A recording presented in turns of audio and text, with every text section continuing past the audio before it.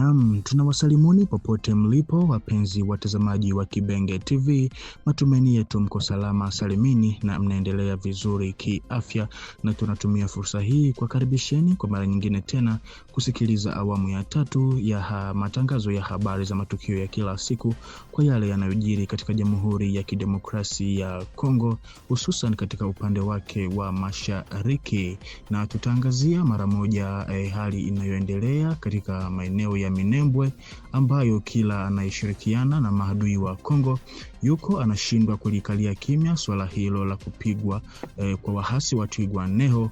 Na sasa ni zamu ya Bwana Azarias Ruberwa naye kuongea kwa kuanza na kushutumu ukiukaji wa usitishaji mapigano na kuhonya kuhusu mabomu ya ndege zisizo na rubani ama drone yanayolenga raia wa Banyamulenge. Katika tamko lililotolewa hiyo jana Ijumaa, Maitre Azarias Ruberwa, makamu wa rais wa zamani wa Jamhuri, ametoa tahadhari kuhusu uharibifu mkubwa wa hali ya usalama na kibinadamu katika nyanda za Haut Plateau za Kivu Kusini, hasa katika eneo la Minembwe na vitongoji vyake.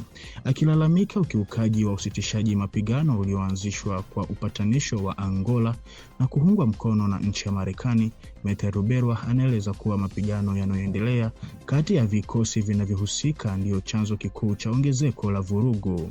Kwa mujibu wake, anashutumu muungano unaojumuisha FARDC, jeshi la Burundi, makundi mbalimbali ya wazalendo na FDLR kwa kuimarisha mashambulizi dhidi ya raia hasa Banyamulenge. Kulingana na taarifa zake, raia wa Banyamulenge wanakabilia na mashambulizi ya mara kwa mara ya ndege zisizo na rubani, hasa katika wiki mbili zilizopita.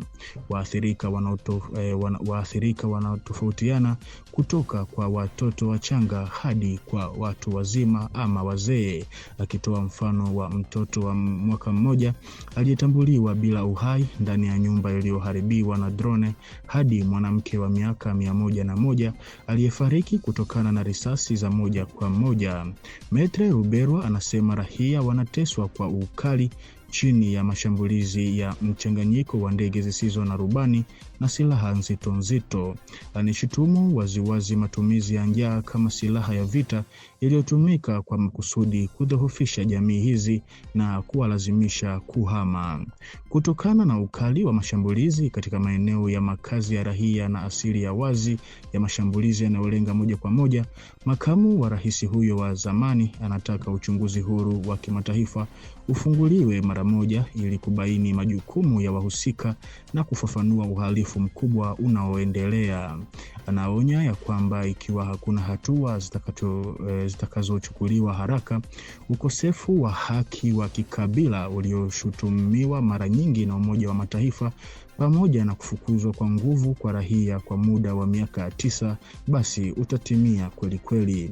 Maitre Ruberwa anakumbusha kuwa raia wa Uvira na wa Minembwe wana haki sawa na heshima sawa, na anahimiza serikali ya DRC pamoja na jumuiya ya kimataifa kuhakikisha usawa huu bila ubaguzi wowote.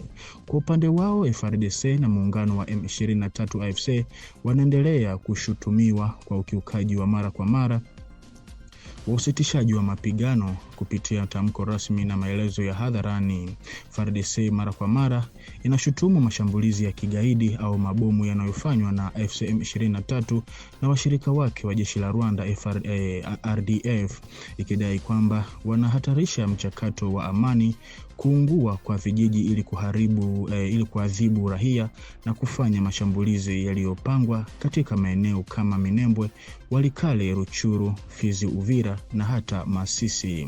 Kwa upande wao, AFC M23 wanajibu kwa kutoa tamko likishutumu FARDC, mara nyingi wakiwa katika muungano na wazalendo na FDLR, wapiganaji wa kigeni au jeshi la Burundi, kwa mabomu yasiyo na mpangilio dhidi ya raia, mauaji ya kiolela, uhamisho wa kulazimishwa na ukiukaji wa wazi wa makubaliano ya Doha au Washington. Tamko hilo la Azarias Ruberwa linakuja baada ya uwepo wa shinikizo kubwa la kijeshi lenye kuongezeka huko Minembwe, hususan karibu na kijiji cha Madegu. Raia wanaripotiwa kukimbilia Minembwe Centre. Hali ya usalama katika nyanda za Haut Plateau ya Fizi inaendelea kuzorota kulingana na vyanzo vya ndani vilivyothibitishwa ndani ya jamii ya Banyamulenge. Mizani ya kijeshi huzunguka Madegu imebadilika ghafla katika saa za hivi karibuni, hali inayoongeza hofu ya kupanuka kwa mapigano na kuongezeka kwa mgogoro wa kibinadamu.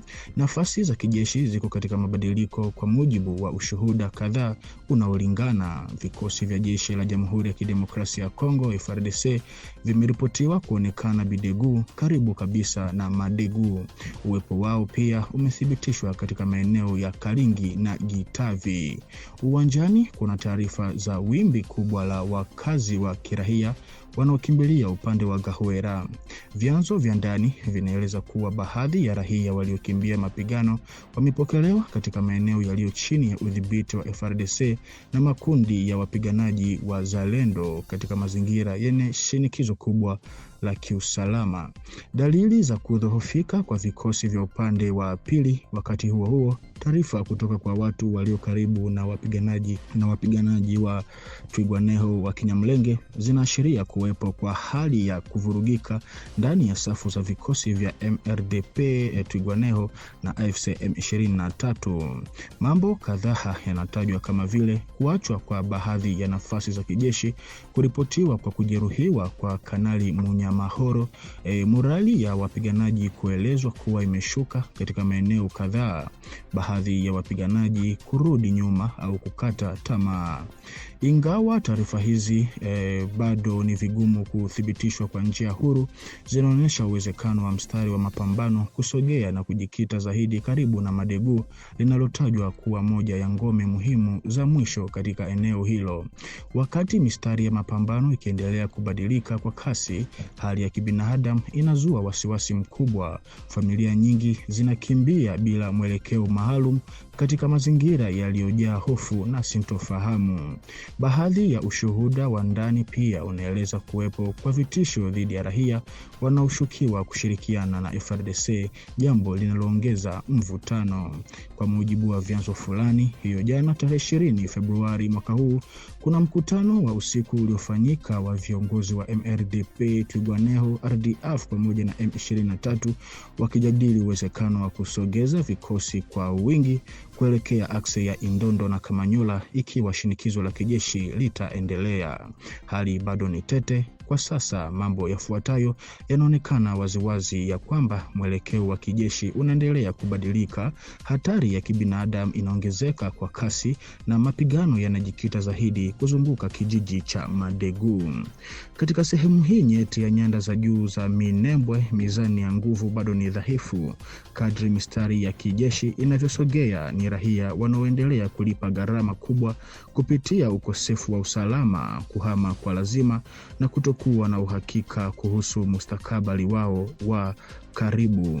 Huu ndo ule muda ambao baadhi ya watu wa jamii ya Kinyamulenge wangefungua macho na kujitenga kikamilifu na maadui wa Kongo kwa ajili ya kuepuka balaa ambalo linaweza kuwakumba ikija siku ambayo huu mgogoro utafikia mwisho wake. Kama wewe ni Mkongomani, basi pambana kwa ajili ya faida ya Kongo. Ukipambana kwa ajili ya faida ya adui ya Kongo, basi ukubali na wewe kuchukuliwa ama kutendewa kama adui. Na kwa habari hii, mpenzi mtazamaji wa Kibenge TV, ndiko ambako tunakwenda kuweka nukta kwa awamu ya 3 ya habari za matukio ya kila siku ya siku ya leo.